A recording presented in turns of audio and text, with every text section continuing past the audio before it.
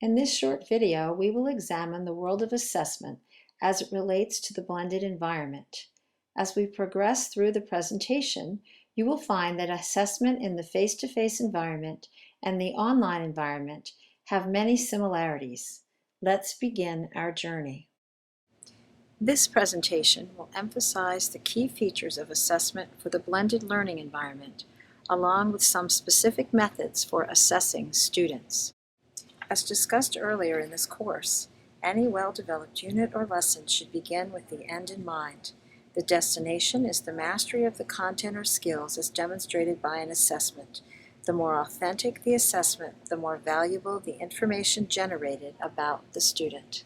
Not only is it important to determine the final destination for students, but it is also important to clearly define the goals and objectives for any unit or lesson. The students should not have to guess what they are responsible for learning. In the online environment, you will need to assess often because there are not visual or body language cues to determine student understanding. Assessment for a blended learning environment consists of two primary types: formative, which is assessment for learning, and summative, which is assessment of learning. The image shown reinforces the purpose of formative assessment.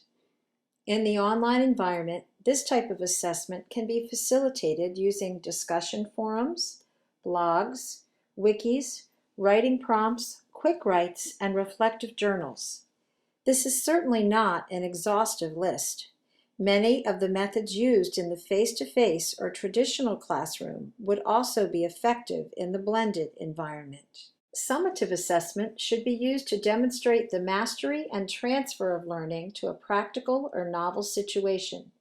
In other words, they should be as authentic as possible. Traditional multiple choice tests, essays, and other methods can still be used, but students should be asked questions that reflect the top 3 levels of Bloom's taxonomy: analyze, synthesize, and create. Other types of summatives that are effective in the online world would include presentations, vodcast, podcast, digital storytelling, cartoons, and animations, along with many others. You may want students to maintain a portfolio comprised of many different forms of assessment to indicate mastery and demonstrate competency. Assessment in Latin means to sit beside. The teacher sits beside the student during assessment when they provide feedback.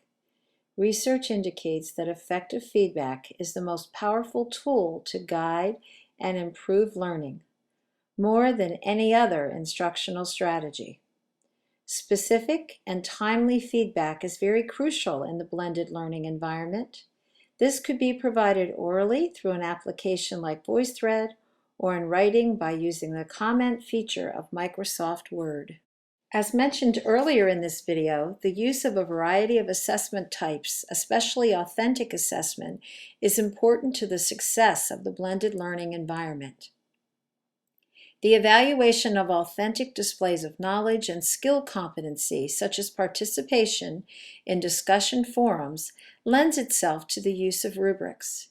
It's important that students receive the rubric or rubrics for an assessment prior to beginning the assessment.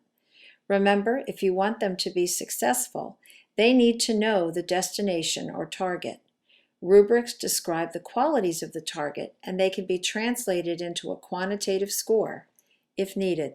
Rubrics also encourage peer and self-assessment, a valuable feature for the online world. So let's review what we have discussed. It is important to determine the assessments before creating the units or lessons. Assessments should be of 2 types: formative and summative. Specific and timely feedback for students is essential.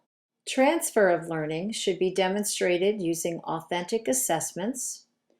Rubrics are important for evaluating authentic student work, and they allow for self and peer assessment.